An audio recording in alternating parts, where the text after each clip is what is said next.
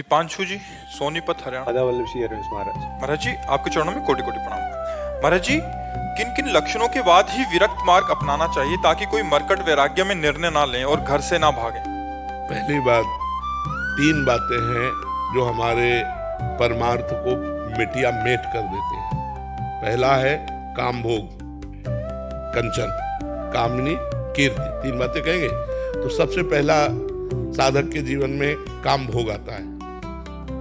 यदि वो स्त्री विजयी है तो विरक्त मार्ग में कदम रखे नहीं, चुपचाप घर गृहस्थी में ब्याह करके अपने भजन को पुष्ट करे। स्त्री विजयी का मतलब हमारे पास अगर भोग उपस्थित है, भोगने का समय भी है, लेकिन हम नहीं भोगेंगे क्योंकि हम वैराग्य मार्ग के पथिक हैं। इतनी दम हो, बांध लंगोटा बचा के इंद्री कभी न देखा पर नारी, धर्म के टुकड़े खाकर भैया चढ़ी बदन पे तैयारी। तो परमार्थ में कदम रखना चाहिए, नहीं रखना चाहिए। तो जब ये स्थिति हमारे अंदर आ जाए कि पराई माता बहन अगर हमारे पास भी बैठी हो तो भी हमारा मन गलत मार्ग में न जाए, तो वैराग्य का हिम्मत करे। दूसरी बात, अगर हमको भीख मांग के खाना पड़ रहा है और हमें भीख भी नहीं मिल रही है तो भी हमें रुपए का चिंतन नहीं होना चाहिए। धनी पुरुषों की चाटुकारिता नहीं होनी चाहिए। अगर ये है तो बाबागिरी आग लगे। वो किसी काम की बाबागिरी नहीं जो धनियों के पीछे धन के लिए लालसा करके उनकी चाटुकारिता करे, वो बाबागिरी नहीं है। बाबा मंगबो भलो न बाप सो जो प्रभु राखे टेक, कंचन और कामिनी और फिर कीर्ति, मान प्रतिष्ठा की चाह रखना, ये परमार्थ से भ्रष्ट कर देती है। अगर 3 मोटी मोटी बातें समझ ले कि मुझे कंचन का मोह नहीं रखना, कामिनी से मोह नहीं रखना, मान प्रतिष्ठा से मोह नहीं रखना, रात दिन हर परिस्थिति को सहते हुए नाम जप करना है, तो वैराग्य में चले। अन्यथा घर में रहकर भजन करे तो सदगति हो जाएगी। बाबा जी बनने पर पाप होए तो फिर और का, मान लो चोर है तो दंड मिलकर पवित्र हो सकता है, लेकिन पुलिस चोर बन जाए तो फिर वो विशेष दंड नहीं, क्योंकि तुम कानून के रखवाले होकर कानून का हतन कर रहे हो। इसलिए वो तो कानून का विरोधी है क्योंकि जानता नहीं है, और तुम तो कानून को जानते हो। ऐसे ही संसार का पापी जीव तो जानता नहीं धर्म को, तुम तो धर्मात्मा हो, बाबा जी उपदेष्टा हो, तुम विशेष पापी हो, विशेष दंड के अधिकारी हो। अगर कोई वेश रखकर पाप करे तो विशेष दंड का अधिकारी होता है। इसलिए भगवान के भजन करने के लिए 2 मार्ग हैं, एक गृहस्थ मार्ग, एक विरक्त मार्ग। गृहस्थ मार्ग में आप जैसे हो अपने अनुसार चलते हुए घर गृहस्थी का पालन करते हुए राधा राधा जप रहे हो, भूखे को भोजन पवा दिया, कभी किसी बीमार को औषधि दे दिया, बढ़िया भजन हो रहा है। बाबा जी बनकर दूसरी माता बहनों की तरफ गंदी दृष्टि रखना, सेठ की चाटुकारिता करना और अपने सम्मान के लिए नौटंकी नाटक करना, घोर नरक मिलेगा, पक्का समझ लो। ऐसा नहीं कि बाबा जी बन गए तो तुम्हारे लिए बीमा नहीं आएगा, नहीं। तो हरई शिष्य धन शोक न हरई, सो गुरु घोर नरक वहां पर है। जो शिष्य के धन का तो अपहरण कर रहा है लेकिन शोक का अपहरण नहीं कर पाया, उसे परम पद नहीं दिला पाया, उस गुरु को नरक जाना पड़ता है। बाबा जी बनना बहुत खतरे में पड़ना है, कोई साधारण बात नहीं। हम कह रहे 50 वर्ष ब्रह्मचारी रहे और 5 मिनट गलती हो गई तो 50 वर्ष पर पानी फिर गया कि नहीं फिर गया? ये कोई छोटा मोटा गेम नहीं है, बहुत बड़ा गेम है। पूरी जिंदगी भर बिल्कुल लाइन पे चलना, लाइन से जरा से भी इधर गए कि मिट्टिया मेट हो गए। एक गलती में पूरे जीवन की तपस्या को मिट्टी में मिला करके 1 मिनट में साबित कर दिया जाएगा पाखंडी है, एक गलती में। यार जीवन में भजन के 5 मिनट गिर गया तो क्षमा करो, कोई क्षमा नहीं करेगा। पूरा विश्व, पूरा भारत ये बोल देगा पाखंडी है, नहीं बोल देगा। तो बाबागिरी बहुत कठिन है, सबसे ज्यादा अगर कठिन काम है तो बाबागिरी का है।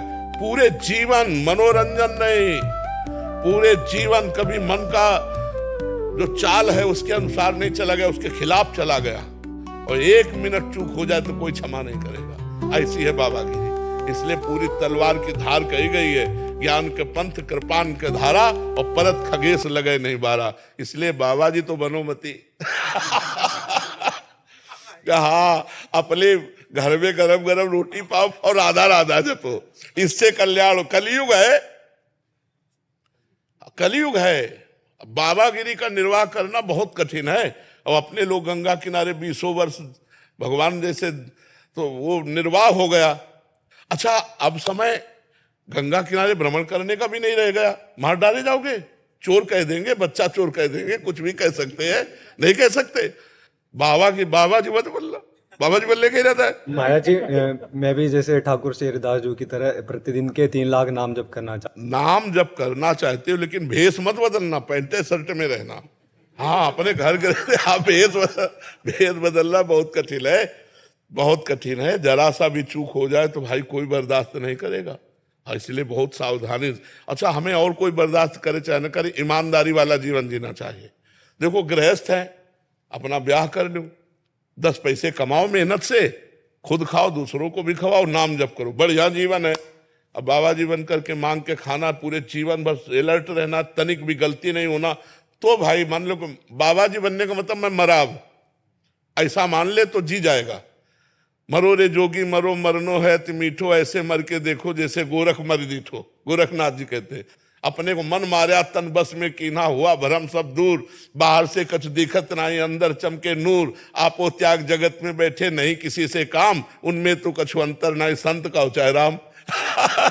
वो बात एक स्थिति है। नहीं महाराज जी, मतलब शादी का वैसा कोई वो नहीं, कोई आकर्षण नहीं। अब देख लियो तुम आकर्षण, श्रृंगी ऋषि का नाम सुना है? सुनो, मृगी से पैदा हुए थे, स्त्री देखा ही नहीं था, श्रृंगी ऋषि। और जब उनको भ्रष्ट करने के लिए लगाई गई ना, तो वो गई श्रृंगार करके, तो उन्होंने समझा कोई ऋषि आया, स्त्री जानते ही नहीं थे, तो उठ के दंडवत की। तो अब वो तो डर गई ना, वो मान लो कहाँ ऋषि दंड, तो उनका हम नियम लिए हैं, दंडवत तुम्हारी स्वीकार नहीं करेंगे, तुम्हारे आसन पे नहीं बैठेंगे दिए हुए। एक ब्रह्म ऋषि के दिए हुए आसन पर कोई गंदी प्रवृत्ति वाला बैठ सकता है? और वो गलत भाव लेके गई थी। अब उन्होंने जब ऐसे देखा तो उन्होंने कहा, ऋषि तुम्हारे केस कैसे कोमल कोमल है, हमारे केस महाभारत में लिखा है, स्पर्श से बोले ऋषि तुम्हारा स्पर्श बड़ा सुख प्रदान कर रहा है, आज तक हमारे पिता का स्पर्श इतना सुख प्रदान नहीं किया। अब वो कंदमूल फल लाए उनके लिए, तो उनका नहीं, हमारा व्रत है, हम किसी का दिया नहीं पाते, आप ही हो। तो अंगूर की बनी हुई पिलाया, अब ब्रह्मांड घूमने लगा। अब इतने में सूचना मिली कि विवांडक ऋषि आ रहे हैं, तो भागी वो। तो ऐसे बैठे थे, तो उन्होंने कहा, बेटा क्या हो गया?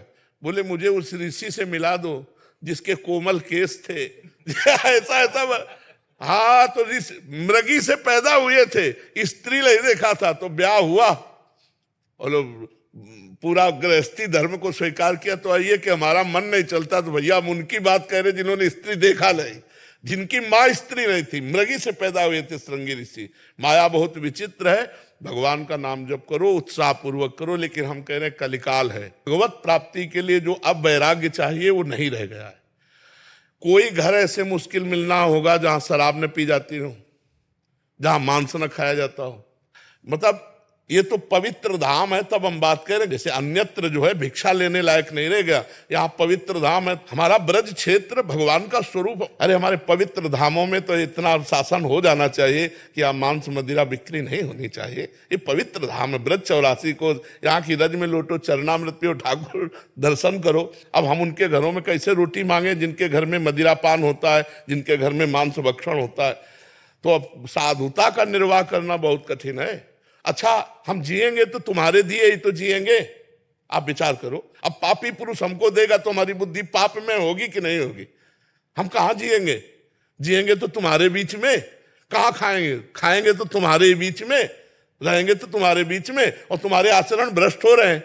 तो हम जिएंगे, हम खाएंगे तो हमारी बुद्धि भी भ्रष्ट होगी। बाबा जी बनकर भगवत प्राप्ति करना बहुत कठिन, बहुत कठिन है, क्योंकि हम उसको देख रहे हैं। इसीलिए जितने बन गए वो बढ़िया है, आगे सोच समझ के बने। बहुत कठिन कलिकाल। निम्रता बहुत है इंसान में। नम्रता ऐसे नहीं है, एक भी गलती हम बर्दाश्त नहीं करते। बाबा जी बने थे तो क्या सोच के बने थे? किसी माता बहन की तरफ आंख नहीं उठा सकते, यहाँ आए हुए किसी व्यक्ति से ऐसे नहीं कर सकते, एक भी नहीं। बताओ अगर तुमसे कोई कहता हो कि यहाँ रुपया चढ़ा दो, ऐसे रुपया दो, किसी तरह की फीस ली जाती है? बिल्कुल, मैंने आज अभी देखा कुछ। वो बाहर से आए हैं, वो कुछ दे रहे थे, उन्होंने नहीं लिया, वो सामने बैठे हुए। हाँ अभी वो बाहर से स्पेन से आए हैं, सब आपके शिक्षित हैं सब। हाँ नहीं लिया, बिल्कुल उन्होंने कहा ना। हाँ, यहाँ शासन का मतलब बिल्कुल ऐसा है। तो ये सब शिक्षा प्राप्त किए हुए हैं, इसीलिए चल रहे और चल रहे, इसीलिए सब कोई बात मान रहा है। नहीं यही गलत करने लगे तो बोले चेला को तो संभाल नहीं पा रहे, कहने लगे लालू।